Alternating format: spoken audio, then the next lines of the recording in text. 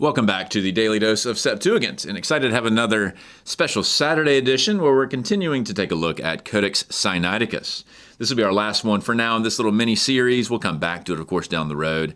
And as you may recall, this codex was discovered in the sort of mid to late 1800s in this particular monastery, St. Catherine's, in the lower Sinai Peninsula, although the manuscript itself dates back to the mid to late 4th century, or perhaps thereafter. If you want to find images, you can go to codexsinaiticus.org.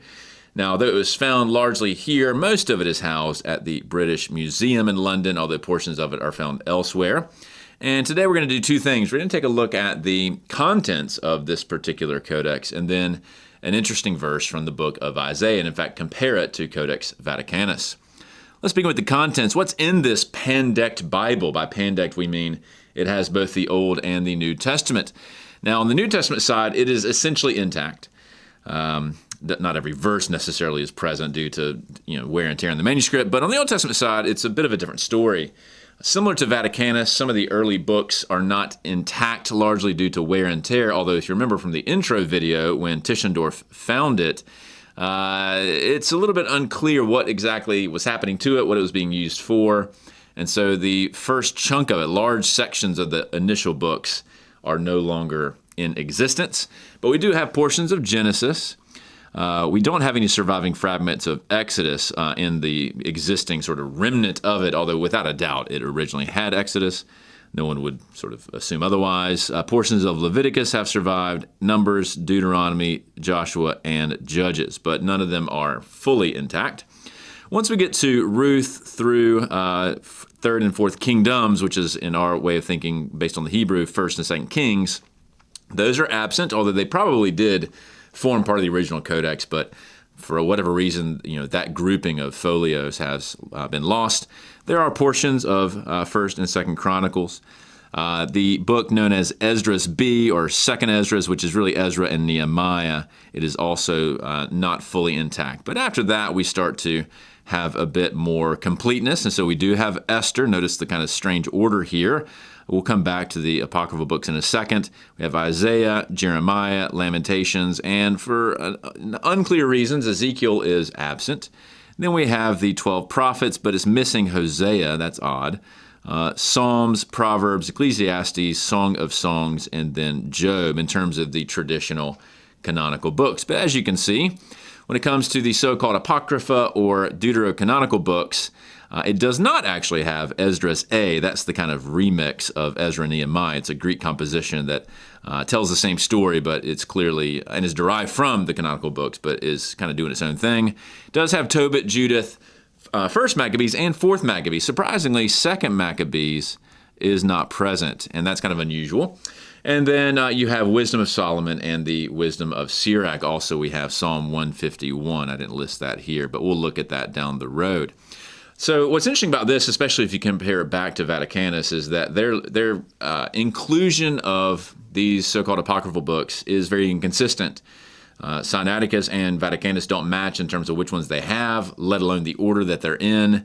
And so that is one of a variety of reasons why the notion that there was a broader canon of the Old Testament within the Greek-speaking world, the so-called Alexandrian canon, has largely fallen by the wayside. The data simply doesn't support that. They were circulating these books, but that doesn't necessarily mean that they had the same sort of intrinsic authority as the other books. Now let's take a look at some of the earlier folios just to show you the state of things for those books that were marked with asterisk. So you can see this is one surviving page, but even it's not complete. Or here's another example. Notice how incomplete it is. And these are just very loose fragments from the earlier books in Codex Sinaiticus. Now let's take a look at some of these apocryphal books. So what I'm showing you here on the screen is the transition from Tobit to Judith. And so let's zoom in. This is what Tobit looks like. And so we tend to spell it with a T-O-B-I-T, but notice it's an omega, at least the way this scribe spelled it, an E-I, which is a fairly common sort of atticizing E-I spelling, and then a theta there at the end. It's very small. But the scribe here, as he got to the end of Tobit, did sort of a standard coronis, little footer here to show that it's the end of the book, did a nice little subscript book title. just to round things out. Pretty customary for the scribe, not nearly as decorated as for Vaticanus. And if we go up to the top, you'll see the start of Judith. If you remember back to Vaticanus, they had all sorts of coloration and decorated letters, but here it's fairly simple. It's the Iota, Omicron, Upsilon, Delta. Once again, we have that EI, Theta to spell Judith with some little decorative stuff around it. So it's much more subdued there. If we move a little bit further in, we will see the transition from Judith down here to First Maccabees. So we can zoom in. Here's how they ended the book of Judith, the same spelling as before. And then you have Maccabeon Alpha here. You see that alpha with a line over it signifying this is First Maccabees, or it's really one of the Maccabees as a genitive plural. And then they begin the book. Now we go to a couple more apocryphal books. We see the end of Sophia, and it's kind of hard to make out here, but this says Salomontas. This is wisdom of Solomon. Solomon's name is somewhat famously spelled in a lot of different ways in Greek, partly due to the way it's spelled in Hebrew. So this is the end of the wisdom of Solomon. If you go to the top of the page here, you'll see also another running header for Wisdom of Solomon. However, the Wisdom of Ben Sira, also known as Sirach, starts right here. And so it's kind of interesting that they sort of put this header at the top to include the whole page, but actually a whole new book starts. However, for the start of this new book, there is no title.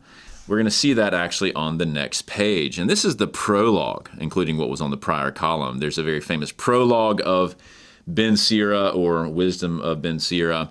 And the scribe includes that. Notice there's actually textual variants and stuff being marked up in it as well. It has its own textual history.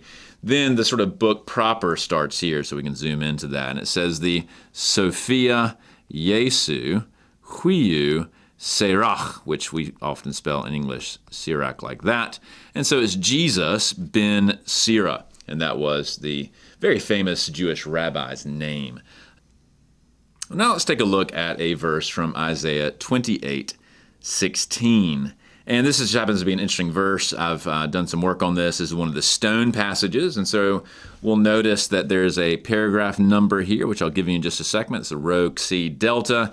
See a nice little ekthesis here to begin a new division. In fact, you see these dots out to the side. Don't confuse those for some sort of text critical thing. This is actually where they would essentially kind of prick the parchment to enable them to draw their nice lines and keep everything nice and even. So you can see that on some of the pages of this manuscript. Let's start out by reading it.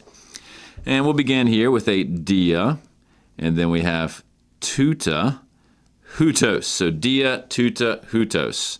On account of this, thus, and by the way, the number there is 164. Of course, this doesn't remotely correspond to our modern day chapter numbers. And the next line, lege, and then we have a nomen sacrum. We've seen that in prior videos. So that's a kappa followed by a lunate sigma with the overbar. So that's kyrios. So thus says the Lord. And then we begin, I sort of have to uncover it here, idu, behold, and then ego, I, behold, I. So here's the transcription. So lege kyrios. Notice I've just included the rest of the letters there that are abbreviated. Behold, I. All right, what's next? Embalo. So E-M-B-A, there's an L, omega. And this is a liquid future with the circumflex on the omega, at least in the way we would put it. So I will place, or I will set. And it's ace, and then ta. So it's a plural neuter article there. And then we begin the next word, which is the. We haven't finished it yet. What is it? It's themelia. And that is the word for foundation, but here it's plural, so it's the foundations. And it's the foundations of what? Then we have Seon. Now, that may not look terribly familiar. You probably haven't learned a word for that necessarily, but that is actually Zion. Remember, this is a lunate sigma. And so that's a very common way that the city Zion is spelled, as opposed to having it be Zeta. Typically, it was spelled with a sigma in Greek. And then we have that EI spelling. You're not going to see that in all the manuscripts, but this particular scribe tends to prefer that. So he's laying in the foundations of Zion. Then we start the next word, which is a L-I here. And how does it finish? Lithon, that is stone. I'm laying a stone. And what kind of stone is it? Palutele, which basically means valuable. So it's a lithon palutele. So it's a very valuable or precious stone. And then what else do we find out about this stone? It's eklekton, so it's chosen. That's the word for like elect or chosen there. And then we have acro, which technically means corner, and then goniaion. So it's a eklekton acrogoniaion, which is a bit of a difficult word, but that basically means the head of the corner or the cornerstone, if you will. And so we now have a chosen and precious cornerstone. And then we have one more word here, entomon, which also essentially is almost synonymous for palotele, means sort of precious or highly valued or something like that. So it's a very, very important stone that is being placed in Zion. Now, what is it for? We have an ace, sort of expressing purpose here. It's as. Then we have ta, although that alpha is a little bit difficult to read. And then we have themeli. Notice he shrunk the font here, so to speak, to fit that in. And then we have a final alpha. I guess he couldn't fit that one in. So as the foundations, and then it's altes here, the genitive singular feminine, because Zion morphologically, or at least in terms of its grammatical gender, is feminine. So as her, but it's really its foundations, plural there, once again. And then we have an interesting sort of raised dot here. Sometimes you'll see that as a period in Greek editions, but it's technically a raised dot or a middle stop of some sort. Then chi, ha, the article. Notice there's no breathing mark. Sinaiticus is it rarely has that kind of stuff, whereas we saw more of that in Vaticanus. So ha, and then we have pi. Notice the top bar there is rather faint. You might have thought that was just yoda, yoda, yoda, but there is a crossbar there. Here we have a sigma, although it's a little bit smudged. It's pistuon. So it's ha pistuon. That is a nominative singular masculine present active participle, the one who believes. And I'm going to focus in on this ep alto. And so you see that over here. Notice the I of epi has dropped out due to a lesion. You don't see an apostrophe like you would in a modern edition. And then technically this is dative, and you just sort of know that because epi often takes the dative. There is no iota subscript though, nor is there a iota adscript. Some scribes might add a iota out to the side. That's a terrible iota. Let's try again. But not this particular scribe. Sinaiticus doesn't typically do that, nor do they subscript it either. That's not going to be typical in the majuscule script. And then so the one who believes upon it, upon this stone. Of course, it's a messianic stone, if you know the later trajectory here, shows up in 1 Peter and so on. Then we have may, so certainly will not, kataskun the, will not be ashamed, and then that's where that verse ends, and it keeps going. So here the prophet is anticipating how the Lord is going to place in Zion this stone, and if you believe in this stone, then you won't be ashamed, and so on. And as I mentioned, that is not only cited in 1 Peter 2, but it shows up in Romans 9 as well, and is clearly unpacked as a sort of messianic stone. Now, this epalto there, though, is quite interesting. Let's compare this with Vaticanus. And so this is the exact same passage from the Vatican Codex, and we won't read it all again. I'm just going to draw your attention to compare really this believing in it. So let's go back and say an kai ha pistuon, and then ep alto, which we see in Sinaiticus, and that's what you're going to see, for instance, in Paul's rendering. If we go over, however, to Vaticanus here on the right, you're going to say, okay, chi, just sort of zoom down, chi, ha. You see that? Notice they do have a breathing mark in this one. And then we have pistuon, so far so good, but there is no ep alto here. Just go straight into me kataiskunthe. Just the one who believes will not be put to shame. It doesn't have a believe in it. And that's really quite interesting because in the original Hebrew, there is no object of the verb for believe.